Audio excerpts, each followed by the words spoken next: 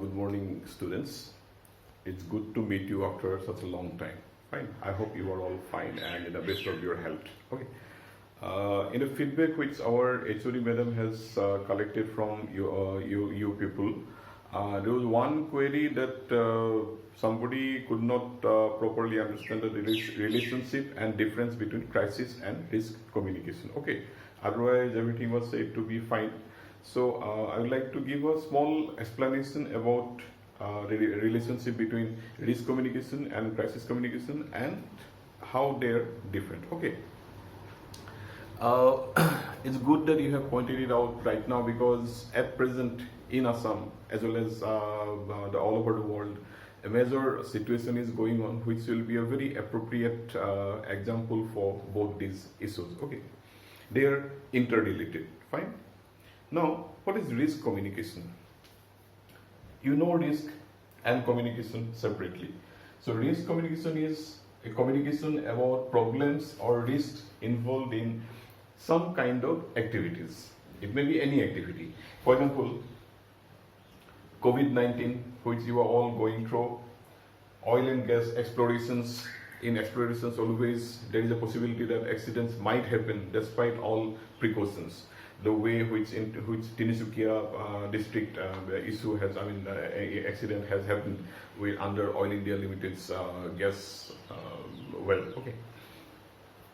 A similar kind of incident, not exactly similar, but somewhat similar kind of incident happened around in 2005 in Dikhom. Dikhom is just beyond Dibrugarh, around 20-25 kilometers from Dibrugarh. Major fire broke out, and then also a lot of hue and cry were created. And probably I might have given you and mentioned it in your class. You see, somehow or other, most of the oil and natural gas companies in India do not have that kind of expertise for dealing with such kind of emergency. Then also, one company from Canada were brought in, and even now, Canada, USA, and Singapore companies are being brought in for their expertise in this regard. Of course, that is a technical thing. We won't go. Now, similarly, if people are living near an Air Force station, airport, railway station, places or cities which are prone to flood and cyclones like Odisha, West Bengal, etc., even Tamil Nadu, Hyderabad, etc. Then, now those places those places where you have nuclear establishments, whether it is for power or whether it is for armaments, it is different. Now, whenever there is a factory, there is a exploration agency, all these kind of operational activities are there.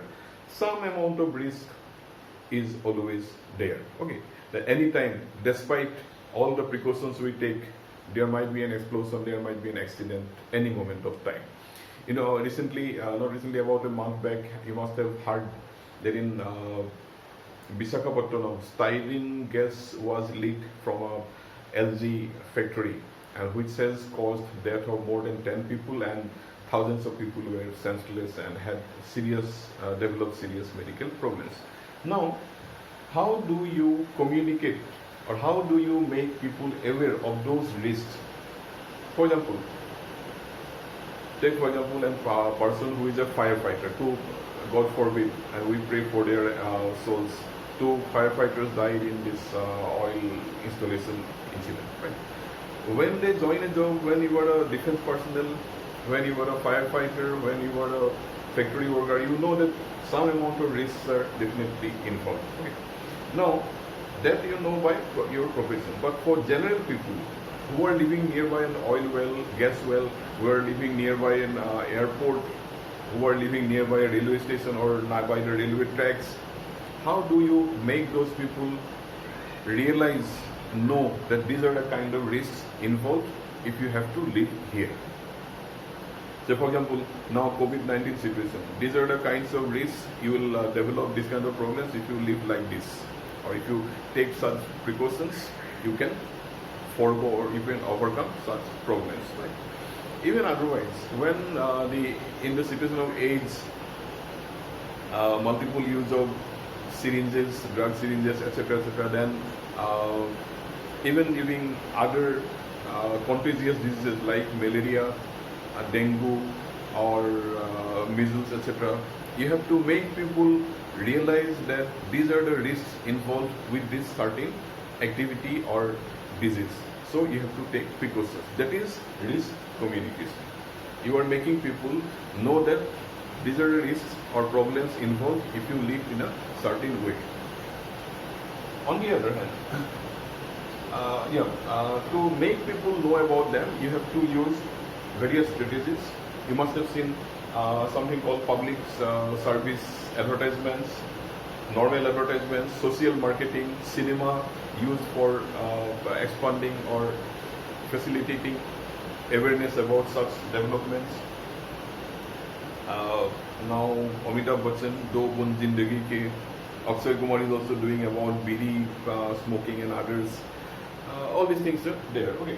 Now that is the way you try to create communication, both from government organizations or the organizations which are involved there. And the sole idea is, primary idea is that you make people realize that these are the problems or risks involved if you are in this locality or if you are in this profession. Okay. This is also important because in spite of all precautions, many times accidents do not have any valid cause. I mean, accidents or incidents will happen.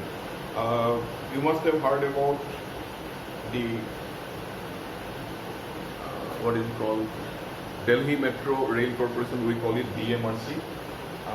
DMRC in small short form. There, the person who was head of the DMRC, he was known for his technical expertise, and DMRC is one of the very few institutions, organizations who have very minimal number of accidents happening to them. Fine, on an average. Far below the normal average which is involved with such kind of organizations. And Srinaran has also got a lot of appreciation. But even then, there also 2 or 3 major accidents happened. Of course, loss of life was not there much. Only 1 or 2 people have died, but it happened.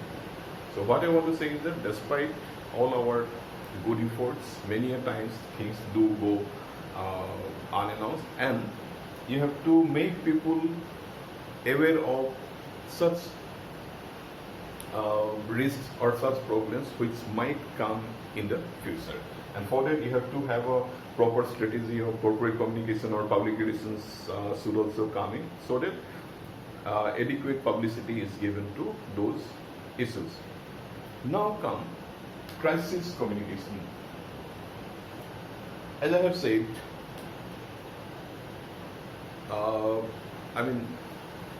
even at the cost of all our precautions and best efforts to prevent any untoward happening, things may go untoward. Accidents or incidents might happen. Then again, natural disasters, you cannot control them. Tsunami, cyclones, really Amphan has come. A lot of disasters were there in Calcutta and West Bengal. Under that circumstances, how do you communicate to the people? There are 2-3 things. One is, suppose during a cyclone or during a flood, during say for a COVID problem, a lot of people have been affected. You have to communicate with them how do you stay and how we can rescue you and how you can come to a safer place. What kind of precautions you have to take after you are a victim of COVID-19 or a cyclone or a flood. What kind of, even after flood, what kind of precautions you have to take to prevent contacting any contagious diseases, etc. That is crisis communication. That is one aspect of crisis communication. Okay. Crisis communication starts when something untoward has happened, despite all your best efforts. You could not prevent it. Some things you cannot prevent. Okay. Then it has 2 or 3 major different aspects. First one, as I have said, you communicate with the victims and tell them about the precautions they have to take and tell them about the steps they have to take for coming to a rescue center, etc. Okay. Then we'll come to the second one. Well, first one is the victims. I mean, are the victims, and how you guide them towards safety. Second one is not the victims only, but the potential victims. For example, suppose recently this oil incident blew out and the fire incident has happened in this oil field near Tinsukia district, in Tinsukia district. There are people living in the vicinity, in the circumference of about 2 to 3 kilometers. Okay. Now, how do you, they are potential victims. They might become victimized if they stay there because this fire might spread. Okay. Now, there are two things here. One is short-term loss and long-term problems. They have to be evacuated. Okay.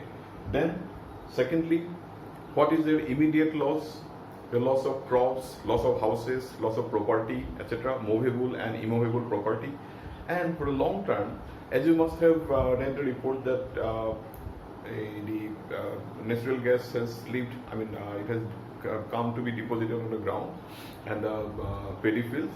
And for many years, there might be some problem in starting proper agricultural activities in those places.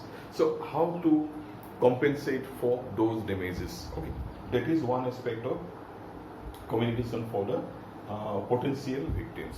Okay.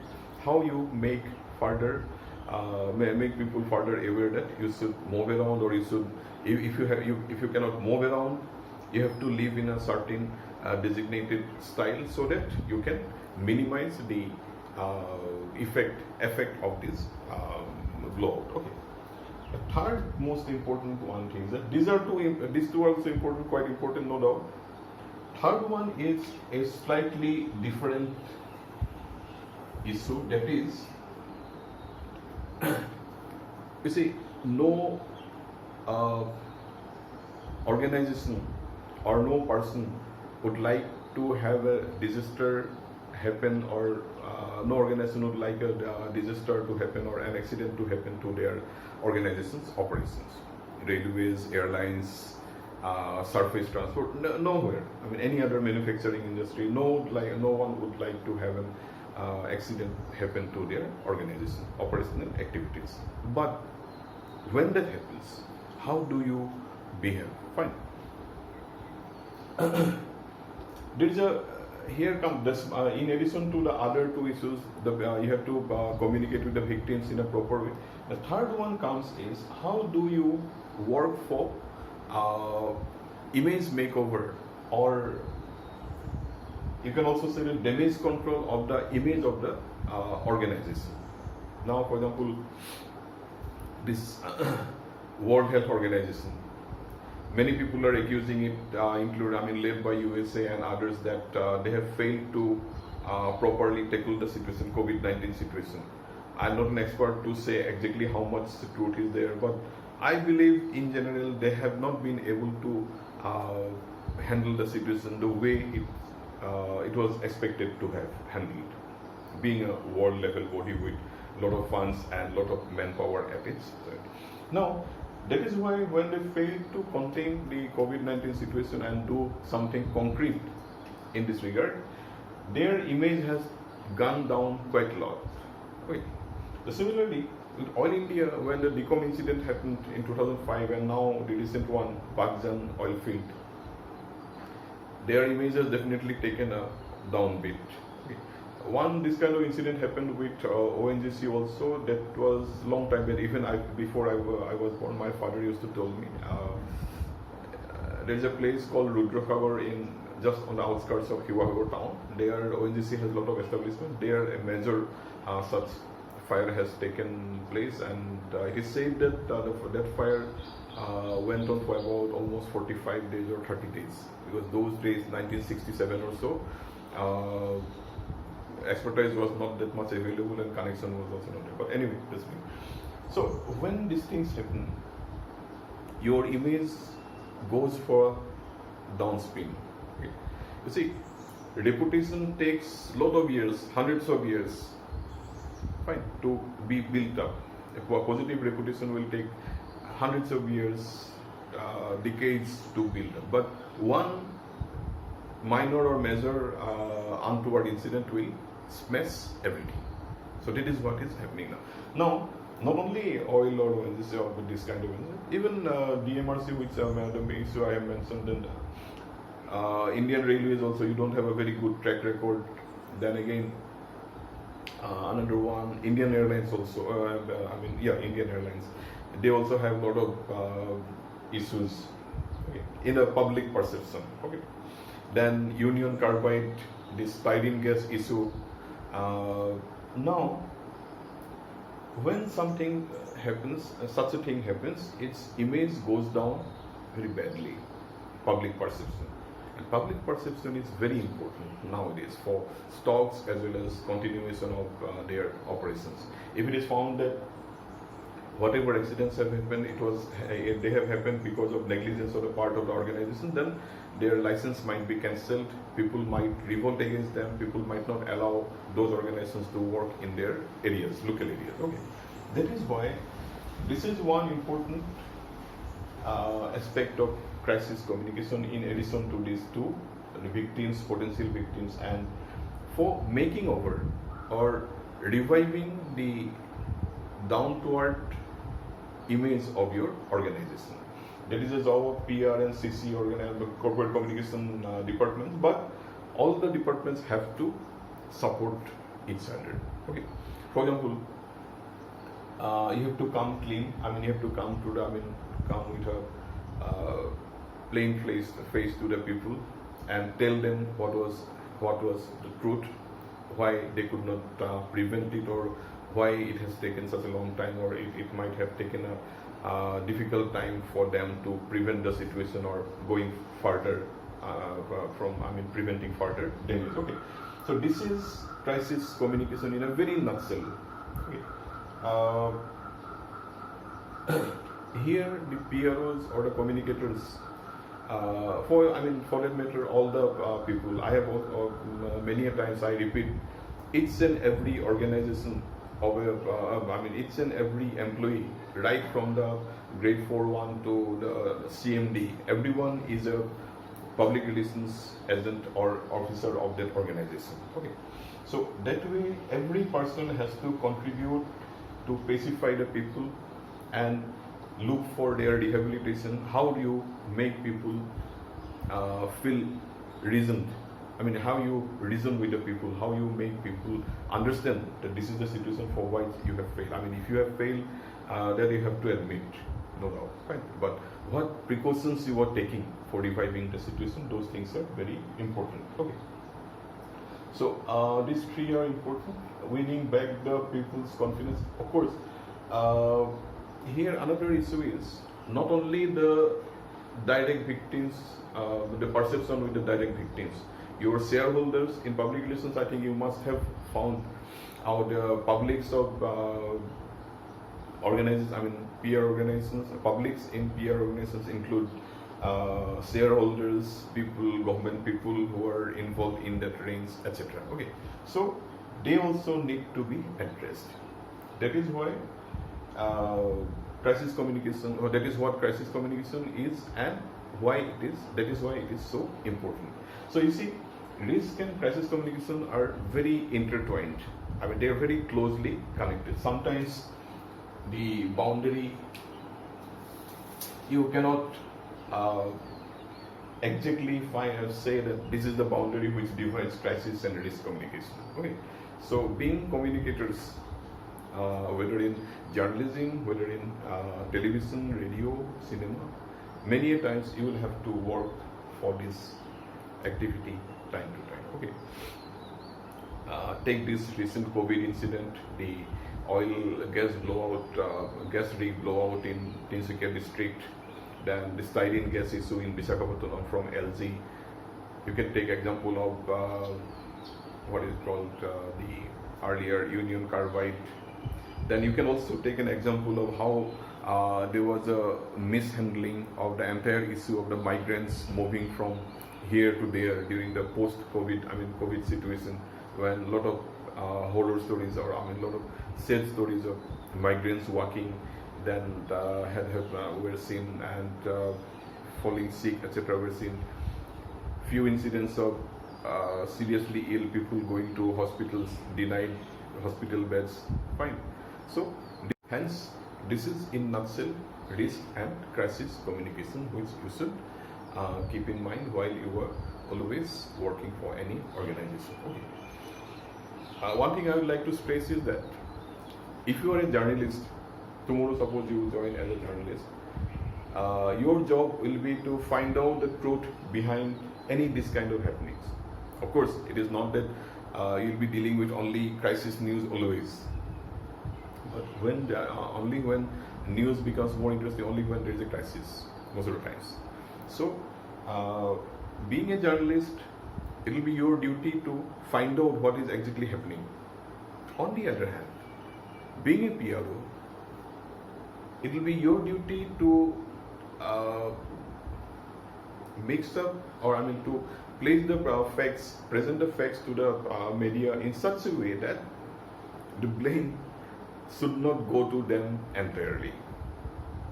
I'm not a full-time teacher in public relations, so I won't be able to tell you what are the strategies you will have to tackle for this regard. But while keeping the truth and fact, but you have to, at the same time, you have to be what is it called, vocal or not vocal. You have to be tactful in such a way that while you are presenting facts to the journalists, the media, you are not putting the full blame on your organization. Okay. And again, another issue is in public relations,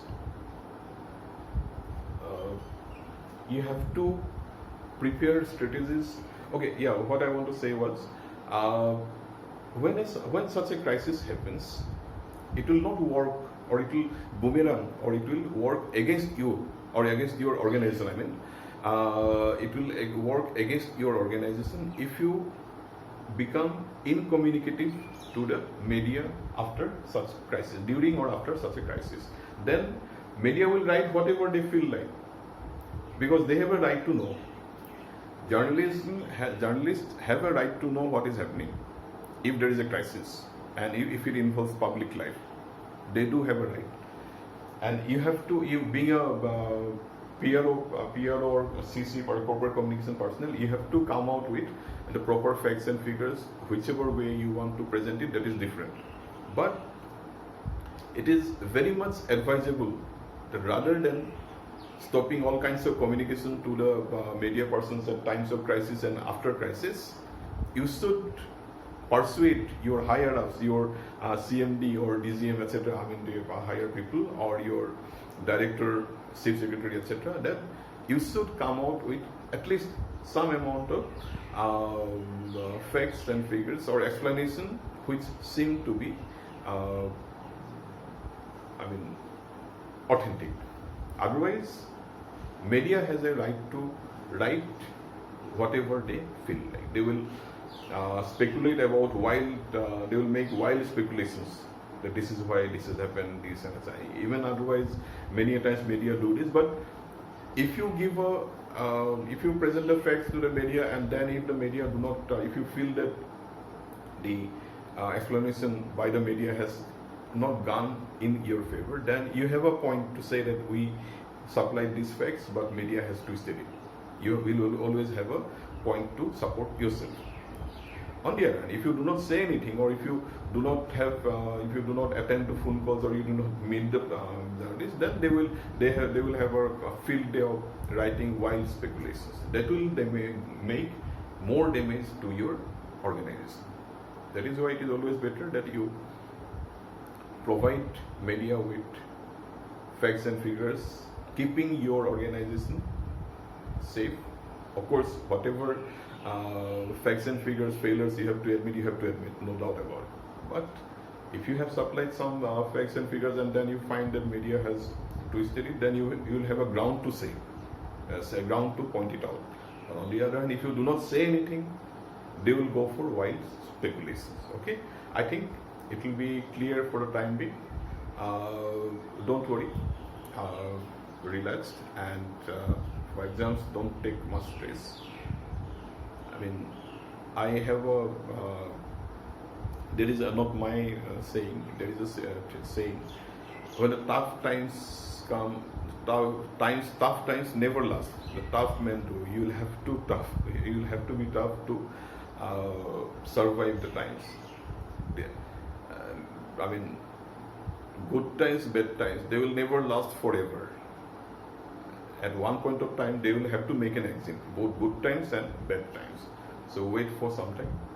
These bad times will make an exit, then we'll be able to make our life normal again. Okay. This is also how much you are being. This activity also applies here. How much you are being able to communicate risk involved to your parents or yourself first. Only when you are yourself convinced, then only you will be able to convince others.